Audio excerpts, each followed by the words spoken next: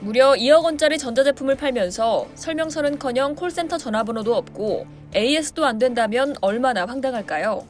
이런 일이 미국 내에서 벌어진다면 제조 판매 회사는 천문학적 액수의 소송에 시달릴 겁니다. 우크라이나군이 미군에게 고가의 무기를 대량으로 지원받아 놓고도 제대로 쓰지 못해 분통을 터뜨렸습니다. 미국이 우크라이나의 대전차 미사일 제블린을 대량 지원해 놓고 정작 제대로 된 사용법 공지나 AS에는 전혀 신경 쓰지 않아 실제 운용에 어려움을 겪고 있는 겁니다.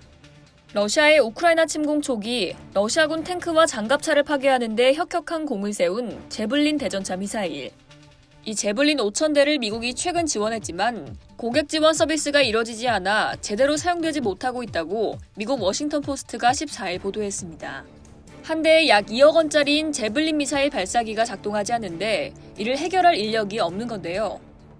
우크라이나군 지휘관들은 제블린 미사일은 미국의 우크라이나 지원의 상징처럼 돼 있지만 운용법 훈련이나 배터리, 기타 기본적 사항들이 적기에 지원되지 않고 있다고 지적하고 있습니다. 미군 예비역 출신으로 우크라이나전에 참전한 마크 헤이워드는 운용 안내서가 엉망이라면서 부품은 보내고 있지만 수리는 안 해주기로 한 건가라며 황당해했습니다. 제블린 미사일은 열추적 미사일로 최대 4km 내의 표적을 정밀 타격할 수 있는 무기인데요.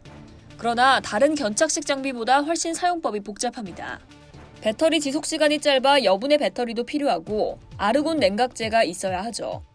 제블린 미사일 배터리는 만충 뒤 4시간 동안 유지되며 한 번 발사하면 배터리 시간이 크게 줄어듭니다. 이 때문에 우크라이나군은 제블린 미사일을 켜두지 않아서 막상 사용해야 할 때 허둥지둥하게 됩니다. 헤이버드는 임시 방편으로 오토바이용 배터리가 필요하다고 말했는데요. 이처럼 운용법이 까다로운 제블린이라 문제가 생기면 수리할 방법을 알 수 있도록 안내 카드라도 제공돼야 할 텐데 그렇지 않아서 실제 전장에서 곤란을 겪고 있는 겁니다. 우크라이나에 파병된 미군은 없지만 미 국방부는 우크라이나군 요원들에게 우크라이나 밖에서 로켓 시스템, 곡사포, 드론 등의 사용법을 훈련하고 있는데요.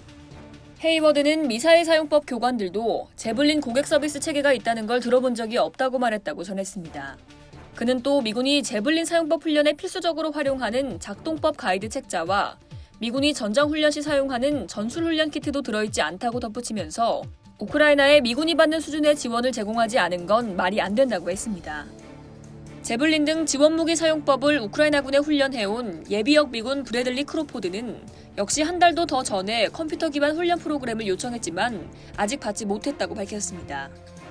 우크라이나 전쟁이 포격전으로 변했지만 제블린 미사일은 여전히 활용도가 큽니다. 한 우크라이나군 지휘관은 러시아군을 격퇴하는 데 가장 먼저 사용하는 무기라고 전했습니다. 이상 월드디펜스였습니다.